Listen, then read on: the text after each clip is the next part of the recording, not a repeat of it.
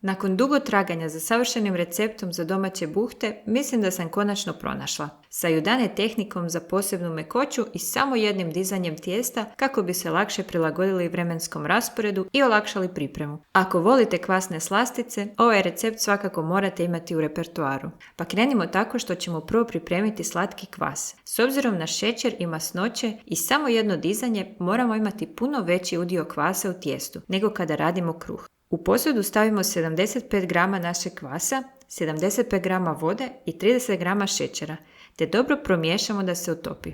A zatim 150 g glatkog brašna i malo promiješamo da se sjedini. Poklopimo i ostavimo na sobnoj temperaturi oko 4 do 6 sati neka fermentira. Dok kvas fermentira pripremit ćemo judane. 75 g brašna ćemo preliti sa 150 g kipuće vode i dobro promiješati. Judane ne morate pripremiti odmah, samo gledajte neka odstoji oko sat vremena tako da se stigne ohladiti.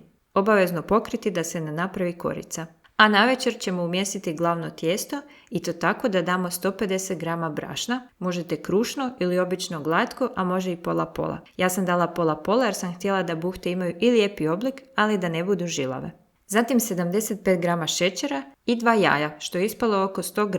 Ako imate veća jaja pa jedno ispadne recimo 75 g, korigirajte sa količinom mlijeka. Znači u tom slučaju bi dali 25 g više mlijeka. Nema potrebe da dajete 1,5 jaje pa da se baci. Zatim 155 g mlijeka i damo sav judane koje smo pripremili, znači oko 225 g.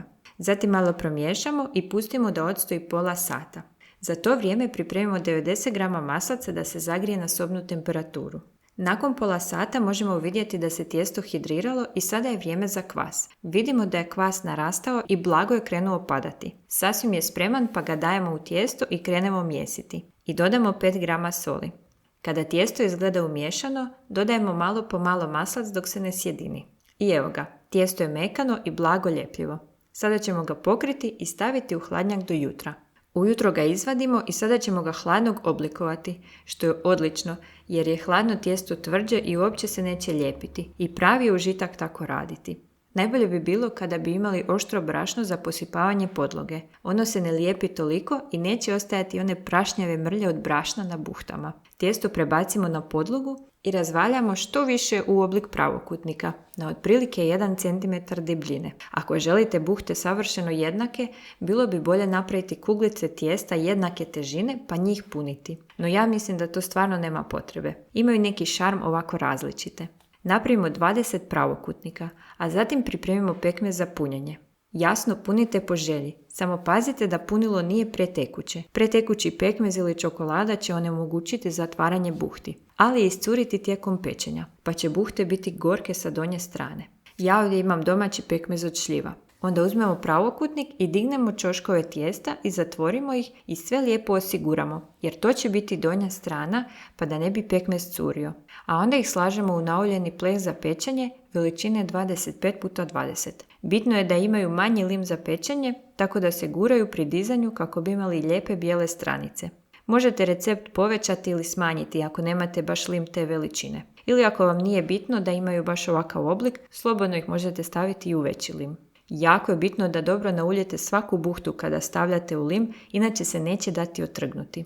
Bolje bi bilo odabrati ulje jer bolje razdvaja buhte, a i sjetite se da je tijesto hladno, pa će stalno stvrdnjavati rastopljeni maslac. Nemojte zaboraviti nauljiti i gornju stranu kako bi ih mogli pokriti. Kada smo gotovi s oblikovanjem, prekrijemo ih folijom i stavimo na toplo na dizanje. Otprilike 4 sata kasnije izgledaju ovako. Buhtice su se udvostručile i žele pobjeći preko ruba. Sada je vrijeme da zagrijemo pećnicu na 200 stupnjeva i stavimo ih peći. Nakon 20 minuta su narasle do krajnje veličine i počele smeđiti, pa ćemo ih tako pokriti aluminijskom folijom, smanjiti temperaturu na 180 i ako imate mogućnost upalite samo donji grijač. Ako ne, onda ih samo pomaknite niže. Nakon još 20 do 25 minuta su pečene. Možemo ih premazati maslacem i prekriti krpom 10 minuta da se opuste i da se dno otpusti kako bi se lakše izvadile. I evo ih, svi vi koji znate i volite buhte, znate sve, pa ne moram ništa ni govoriti. A sa kvasom su još i bolje. Opet vas pozivam da komentirate prijedloge, ideje, primjedbe i slično, jer stvarno uživam čitati vaše komentare. I vidimo se u sljedećem videu.